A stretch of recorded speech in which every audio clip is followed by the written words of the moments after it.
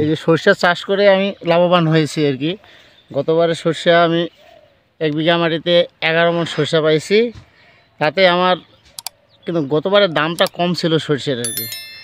গতবারে আমি 2750 টাকা সরষা বিক্রি করছিলাম। সবাইকে শুভ সকাল। খুব ঠান্ডা আর কি, সে যেহেতু শীতের সময় প্রচুর ঠান্ডা পড়ছে, কুয়াশা দেখতে পাচ্ছেন আশেপাশে অনেক কুয়াশা পড়ছে। তো এখন কথা হচ্ছে আজকে যে বিষয়টি আমি শেয়ার করতে যাচ্ছি সেটা হচ্ছে সরিষা চাষ আর কি। তো সরিষা চাষ মোটামুটি অনেক দিন আগেই, প্রায় 1-2 সপ্তাহ আগেই করা উচিত ছিল বা এরকম একটা সময় আর কি। তো যাই হোক, আমরা হচ্ছে এবছরে সরিষা গাঁটতে চাইলাম, চাষ করতে চাইলাম, কিন্তু হইলো না। বাবা বলতেছে না সামনে বছর হবে, এবছর হবে না আর কি। হয়তো ধানটা একটু পরে উঠছে তার জন্য।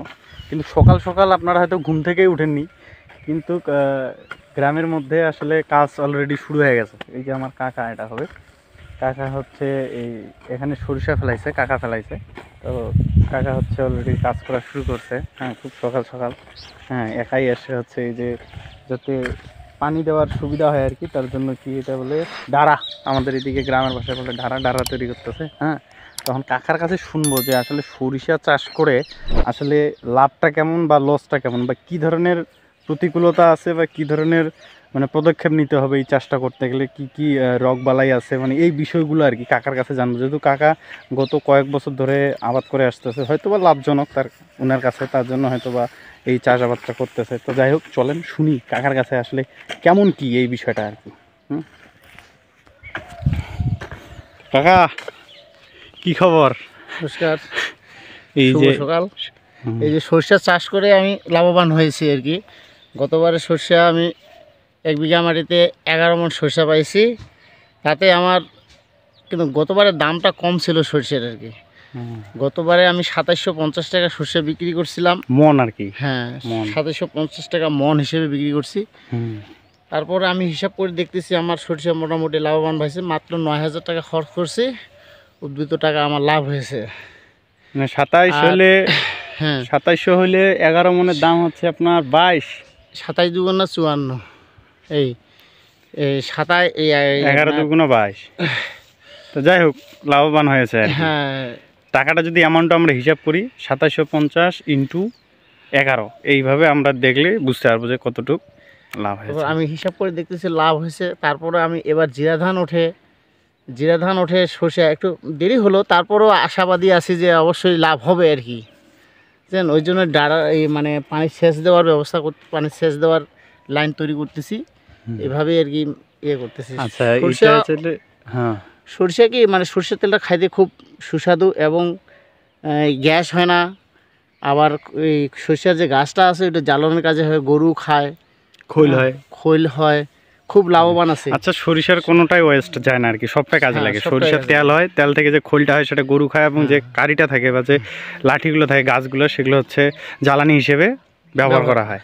এখন কথা হচ্ছে কাকা, ওই যে চাষ করার ক্ষেত্রে হচ্ছে কীরকম প্রতিবন্ধকতা আসে, মানে কি ধরনের রোগ বালাইয়ের বিষয়টা, মানে কিভাবে কি করা লাগে? আমি কিন্তু সরষাতে আপনার ম্যাগনেসিয়াম, সালফার, দস্তা, ইউরিয়া, আবার ড্যাপ, কতটুকু জায়গা, এই জায়গায় কতটুকু জায়গা আছে? এটা আপনার 13 শতক মাটি, 13 শতক, 13 কাঠা মাটি, 13 কাঠা। কতটুকু 13 কাঠা মাটিতে আমি এটা আপনার এই 90 কেজি সার দিয়েছি। 90 কেজি। কি কি সার এগুলো আছে? কি কি সার? ইউরিয়া আছে, ড্যাপ, পটাশ, সবকিছু মিলে 90, ম্যাগনেসিয়াম, দস্তা, সালফার, সবকিছু মিলে 90 কেজি সার। 90 কেজি সার। আচ্ছা আচ্ছা। আর ইউরিয়া আপনার গোবর সার আছে অনেক, 7 ভ্যান গোবর সার আছে। 7 ভ্যান? হ্যাঁ, জৈব সার। আর সেচটা কিভাবে দিতে হয়? সেচ দেওয়ার জন্য আমি লাইন, কয়বার সেচ দিতে হবে আসলে? আমি গতবারে 2 বার সেচ দিয়েছি। পুরো সরিষা ওঠাইতে? পুরো সরিষা ওঠাতে 2 বার, মাত্র 2টা সেচ? হ্যাঁ, প্রথমবার আমি মানে আমাদের এদিকে কুলা সেকা বলে, হাত দিয়ে থালা দিয়ে সেকছি। আর দ্বিতীয়বার আমি একটু ঢলাই করে দিছি আর কি। আচ্ছা, শেষ? তারপরে শেষ? তারপর আর কোনো কিছু দিতে নাই, শুধু শীতের বীজ একবার দিয়েছি। গতবার শীতের পালায় একবার দিয়েছি। কি বীজের নাম কি এটা জানা আছে? সে রিডোমিল এই জাতীয় আর কি আসলে। ঠিক আছে। আর রোগ বলতে কি ধরনের? একটা পচনশীল ধরে, পচন। আকাশে রৌদ্র যদি না হয় পচন ধরে, তখন আপনার পচনের একটা ওষুধ দিতে হয়। পচনের ওষুধ যেমন আপনার মিস্টার টপ গ্রুপের, এই জন্য আর কি।